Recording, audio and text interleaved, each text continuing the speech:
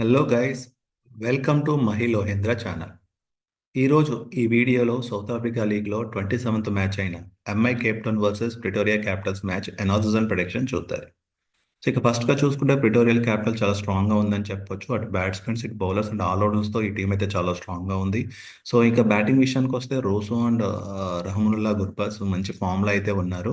So once వీళ్ళు settle అయితే ఇంకా స్కోర్ని అయితే అమాంతం పెంచే సత్తా అయితే ఈ బ్యాట్స్మెన్స్కి ఉంది. సో లాస్ట్ ఈ సిరీస్లో అయితే సో రహముల్లా గుర్బాజ్ చాలా ఫామ్లో ఉన్నాడు. మంచి స్కోర్ అయితే చేస్తున్నాడు. తక్కువ బాల్లో ఎక్కువ రన్స్ కొట్టి మంచి స్ట్రైక్ రేట్ అయితే మెయింటైన్ చేస్తున్నాడు టీంకి. సో ఇక బౌలింగ్ విషయానికి వస్తే పార్నెల్, నోచ్, so Livingstone off spinner, so మంచి బౌలర్స్ అయితే ఉన్నారు. సో స్పీడు, స్పిన్లో కూడా చాలా సమతుల్యం అయితే ఉంది ఈ టీంలో. సో ఇక ఓవరాల్గా చూసుకుంటే ఈ టీం అయితే చాలా స్ట్రాంగ్గా ఉందని చెప్పుకోవచ్చు.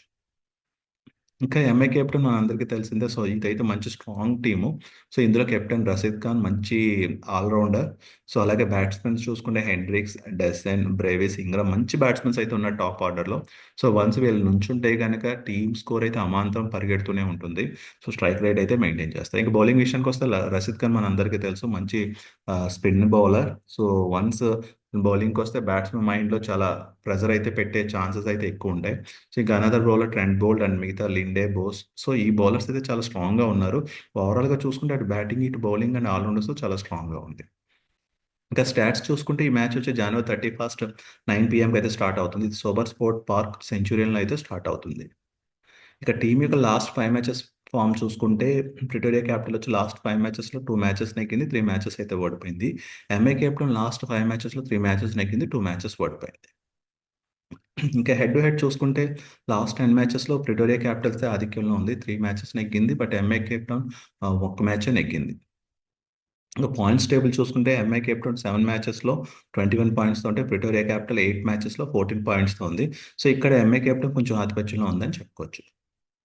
నెక్స్ట్ ఇంకా టీమ్ కంపారిజన్ చూసుకుంటే లాస్ట్ 10 మ్యాచెస్లో ప్రిటోరియా క్యాపిటల్ లాస్ట్ 10 మ్యాచెస్లో 40% విన్ అయింది. అంటే 153 average score, 214 highest score, 97 lowest score. So అంటే 4 మ్యాచెస్ నెగ్గింది అవుట్ ఆఫ్ 10 మ్యాచెస్లో, లాస్ట్ 10 మ్యాచెస్లో Pretoria Capital. MI Capital last 10 మ్యాచెస్లో 60% విన్ అయింది. 157 average score, 248 highest score, 80 lowest score. కానీ చూసుకుంటే విన్ పర్సంటేజ్లో ఎంఐ క్యాపిటల్ కొంచెం ఎక్కువ ఉందని చెప్పొచ్చు. 6 మ్యాచెస్ విన్ అయిందని చెప్పుకోవచ్చు. ఇంకా వెదర్ రిపోర్ట్ చూసుకుంటే గనక ఈ పిచ్ అయితే 82% హ్యూమిడిటీ అంటున్నారు. సో అది పెద్ద ప్రాబ్లమ్ లేదు. బట్ 25% రైన్ ఛాన్సెస్ అంటున్నారు. సో అది చూడాలి. బట్ 25% రైన్ ఛాన్సెసే కాబట్టి మ్యాచ్‌కి అయితే పెద్ద ఇబ్బంది అయితే కలిగే అవకాశాలు లేవు.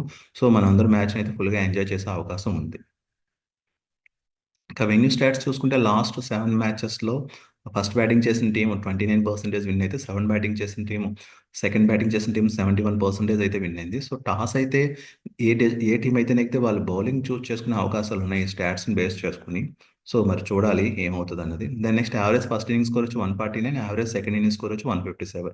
హైయెస్ట్ టోటల్ వచ్చి 248 ఫర్ 4 వికెట్స్, లోయెస్ట్ టోటల్ వచ్చి 99 ఫర్ 9 వికెట్స్. హైయెస్ట్ చేజర్ వచ్చి 213 ఫర్ 2 వికెట్స్, లోయెస్ట్ డిపెండెడ్ వచ్చి 204 ఫర్ 9 వికెట్స్. ఇక పేస్ వర్సెస్ స్పిన్ చూసుకుంటే ఈ పిచ్ అయితే మాక్సిమం స్పేస్ బౌలర్స్‌కి అనుకూలించే అవకాశాలు ఎక్కువున్నాయి ఈ స్టాట్స్‌ని బట్టి.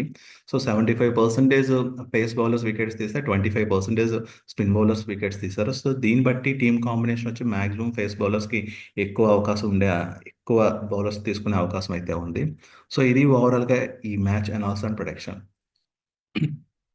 సో ఈ match analysis and prediction base చేసుకొని ఈ 2 టీమ్స్‌లో నెగ్గేది ఏ టీమ్ అన్నది మా టెలిగ్రామ్ ఛానెల్‌లో అయితే పోస్ట్ చేయడం జరుగుతుంది. అలాగే మా టెలిగ్రామ్ ఛానెల్ యొక్క లింక్ డిస్క్రిప్షన్‌లో అయితే ఇవ్వడం జరిగింది. ఇప్పుడే ఆ లింక్‌ని క్లిక్ చేసి మా టెలిగ్రామ్ ఛానెల్‌ని ఫాలో అవ్వండి. Thank you.